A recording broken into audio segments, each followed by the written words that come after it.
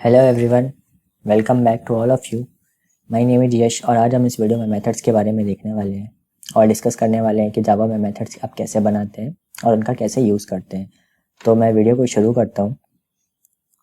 तो मेथड क्या होता है? मेथड जनरली अगर आप मान लीजिए आपको 2 नंबर का एडिशन परफॉर्म करवाना है और नंबर्स बहुत बड़े हैं, मान लीजिए 5000 या 5 लाख समथिंग कुछ नंबर है और दूसरा नंबर भी समथिंग सिमिलर ही है इसके, और आपको 2 नंबर्स का एडिशन करवाना है तो आप कुछ कोड लिख रहे होंगे उन नंबर्स का एडिशन करवाने के लिए। अब मान लीजिए आपको उन नंबर्स को ऐड नहीं करना है लेकिन एडिशन ही परफॉर्म करवाना है, लेकिन नंबर्स की जो वैल्यू है वो चेंज हो गई, मतलब अब आपको किसी और 2 नंबर का सम या एडिशन करवाना है। तो आप फिर से वो कोड लिखेंगे रिपीट कर करके, बाद में बार बार आपको वो कोड लिखना पड़ेगा। तो इस चीज़ से बचने के लिए हमारे पास मेथड का कॉन्सेप्ट आया।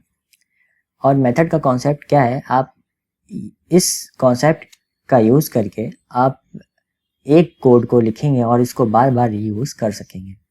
मान लीजिए आपको एडिशन करवाना है और हर बार अलग 2 नंबर्स का एडिशन करवाना है, तो आप हर बार एडिशन का कोड नहीं लिखेंगे, आप एक मेथड बना देंगे और उस मेथड का आप यूज़ कर सकते हैं अलग अलग वैल्यूज़ को ऐड करवाने के लिए। आप डायग्राम की हेल्प से समझ सकते हैं कि मेथड का सिंटैक्स क्या है। मेथड का सिंटैक्स है कि आपको सबसे स्लाइड चेंज हो गई, सॉरी। मेथड का सिंटैक्स है कि आपको सबसे पहले एक्सेस मॉडिफायर लिखना है। तो एक्सेस मॉडिफायर क्या होता है मैं आपको नेक्स्ट वीडियो में डिटेल में बताऊंगा। ये कंपलसरी नहीं है लिखना, आप लिख भी सकते हैं, नहीं भी लिख सकते हैं, तो ये चीज़ आप इग्नोर कर सकते हैं। रिटर्न टाइप मेथड का क्या है, उसके बाद रिटर्न टाइप लिखने वाले हैं। रिटर्न टाइप यहाँ पे इंटीजर लिखा हुआ है, इंट लिखा हुआ है, तो ये इंटीजर टाइप पे डेटा रिटर्न कर रहा है। उसके बाद स्पेस देंगे और मेथड का नेम लिखेंगे। मेथड का नेम है मैक्स। एंड मेथड का नेम देते टाइम आपको नेमिंग कन्वेंशन फॉलो करना है, जैसे मैंने आपको बताया है पहले के कुछ वीडियोस में कि आप कैसे किसी आइडेंटिफायर का नेम देंगे। उसके बाद आपको लिखना है पैरामीटर्स मतलब आपको पहले पैरेंथेसिस लगाना है और उसके बाद उसमें पैरामीटर्स पास करने हैं। पैरामीटर्स पास करते टाइम उसका डेटा टाइप जरूर मेंशन होना चाहिए, जैसे इसे लिखा है इंट एक्स इंट वाई। तो आप जितने भी पैरामीटर्स पास हो रहे होंगे उस मेथड में तो उनके डेटा टाइप लिखेंगे और उनका नाम लिखेंगे यहाँ पे, और उसके बाद कर्ली ब्रैकेट्स में उस मेथड की बॉडी लिखेंगे जो भी आप डिफाइन करना चाहते हैं। मान लीजिए आप 2 नंबर्स का एडिशन परफॉर्म करवा रहे हैं तो कर्ली ब्रैकेट्स के अंदर आप उसका लॉजिक, एडिशन ऑफ 2 नंबर्स का लॉजिक लिखेंगे। अगर आप मल्टीप्लाई करवा रहे हैं तो उस चीज़ का लॉजिक लिखेंगे। तो इस तरह से आप कोई भी मेथड का सिंटैक्स फॉलो करने वाले हैं। अब हम एक्लिप्स आईडी पे स्विच कर लेते हैं और देखते हैं मेथड कैसे बनाते हैं। यहाँ पे मैं एक न्यू क्लास बना लेता हूँ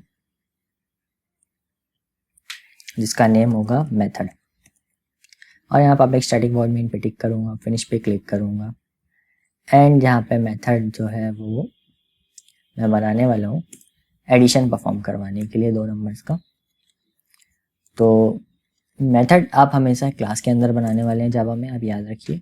तो अभी मैं स्टैटिक मेथड बनाने वाला हूँ। स्टैटिक मेथड क्या होता है ये मैं आपको डिटेल में बाद में बताऊँगा।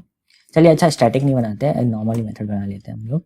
स्टैटिक मेथड स्टैटिक के बारे में मैं आपको अगले नेक्स्ट कुछ वीडियोज़ में डिटेल में डिस्कस करने वाला हूँ। तो यहाँ पे हम बना लेते हैं सम। इसका डेटा टाइप क्या रखूँगा मैं, इंट रखने वाला हूँ, इंट सम। पैरामीटर्स पास करूँगा int A int B, curly brackets लगाऊंगा यहाँ पे, और यहाँ पे लिखूंगा मैं int C equals to A plus B और रिटर्न कर दूंगा। ये जो है वो हमारा मेथड तैयार हो गया है। तो मेथड क्या है, मेथड का नेम है सम। ये 2 नंबर्स का एडिशन परफॉर्म करवा रहा है तो मैंने कर्ली ब्रैकेट्स के अंदर इसका लॉजिक लिखा, और ये इंटीजर टाइप जो सी है उसमें स्टोर करवाएगा। सी क्या है, इंटीजर टाइप का डेटा टाइप है, तो हमने यहाँ पे इंट लिखा हुआ है ताकि ये इंटीजर टाइप का डेटा जो है वो रिटर्न कर रहा है, यानी जहाँ पे भी हम ये मेथड को कॉल करेंगे वो ये रिटर्न करके देगा, सी की वैल्यू रिटर्न करके देगा। और ये नंबर्स जो है वो इंट ए और इंट बी, मतलब दोनों ही नंबर्स इंटीजर टाइप के होने वाले हैं। तो हम मेथड को कॉल करते टाइम यहाँ पे इंटीजर टाइप का डेटा पास करने वाले हैं जो भी नंबर्स को आप ऐड करवा रहे होंगे। लेकिन मेथड को कॉल करने के लिए मैं आपको बता दूं, आपको ऑब्जेक्ट जरूर बनाना पड़ेगा। तो मैंने मेथड क्लास के अंदर इस सम नम के मेथड को बनाया है, तो मेथड का ऑब्जेक्ट बनाना पड़ेगा। मेथड क्लास के मैंने जैसे स्कैनर क्लास का ऑब्जेक्ट बनवाया था, सिमिलरली वैसे ही बना सकते हैं। Method object OBJ new method. इस तरह से आप किसी भी क्लास का ऑब्जेक्ट बनाते हैं। स्कैनर क्लास के लिए बनाया था मैंने, आपको पता ही होगा। और ऑब्जेक्ट के बारे में भी मैं नेक्स्ट वीडियो कुछ आगे आने वाले कुछ वीडियोस में डिस्कस करूँगा डिटेल में। अब क्या करूँगा मैं, ओबीजे डॉट लगा के इस मेथड को कॉल करूँगा और यहाँ पे मैं कोई भी नंबर देने वाला हूँ। मान लीजिए आपको 50 प्लस 105 नंबर्स पास कर दिए, सिंपल सा नंबर दे दिया है मैंने।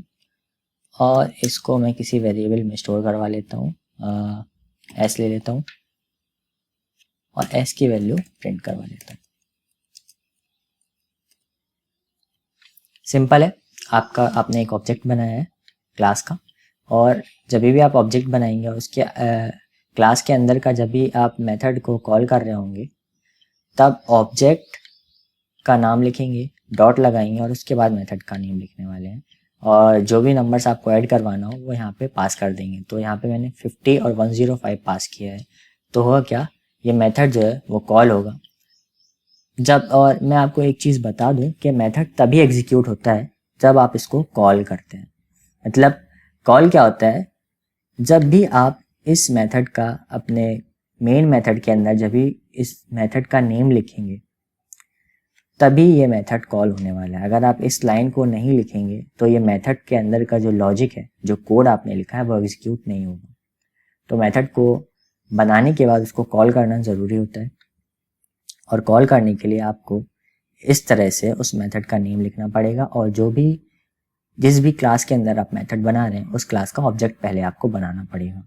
तो मैं 50 और 105 पास कर रहा हूँ यहाँ पे, तो 50 यहाँ पे ए की जगह आ जाएगा, 105 जो है वो बी की जगह आ जाएगा, और 50 और 105 ऐड हो जाएगा और सी में स्टोर हो जाएगा, और सी की वैल्यू जो है ये रिटर्न कर देगा और एस में स्टोर करवा देगा। तो हम देखते हैं हमारा क्या आउटपुट आ रहा है, 155। तो आप समझ सके होंगे कि कैसे मेथड वर्क करता है। अगर मान लीजिए आपको कुछ और दो और नंबर्स का सम करवाना है, तो एक और ले लेता हूँ मैं, S1 ले लेता हूँ इसका, S1 यहाँ पे S2 ले लिया, ओबीजे डॉट सम फिर से करूँगा मैं और दो अलग नंबर्स पास कर दूंगा मैं, 120, 1025, 500, और इसमें मैं S2 करवा दूंगा प्रिंट। और नेक्स्ट लाइन में मैं S1 प्रिंट करवा दूंगा। इसके पहले S1 प्रिंट करवा देता हूँ, S1। अब देखते हैं क्या आउटपुट आ रहा है। देख सकते हैं आप, ये दोनों ही नंबर्स का सम प्रिंट करवा दिया। हमें बार बार ये कोड लिखने का ज़रूरत नहीं पड़ा, बार बार लॉजिक लिखने की ज़रूरत नहीं पड़ी। सिर्फ एक बार मेथड बनाना है और बार बार उसको कॉल करना है अलग अलग वैल्यूज़ के लिए। आई होप आपको ये वीडियो पसंद आया होगा। अगर ये वीडियो पसंद आया तो इस वीडियो को लाइक कीजिए, सब्सक्राइब कीजिए हमारे चैनल को, और अगर आपका कोई सजेशन है तो वीडियो के नीचे कमेंट करके हमें ज़रूर बताइए। Thank you.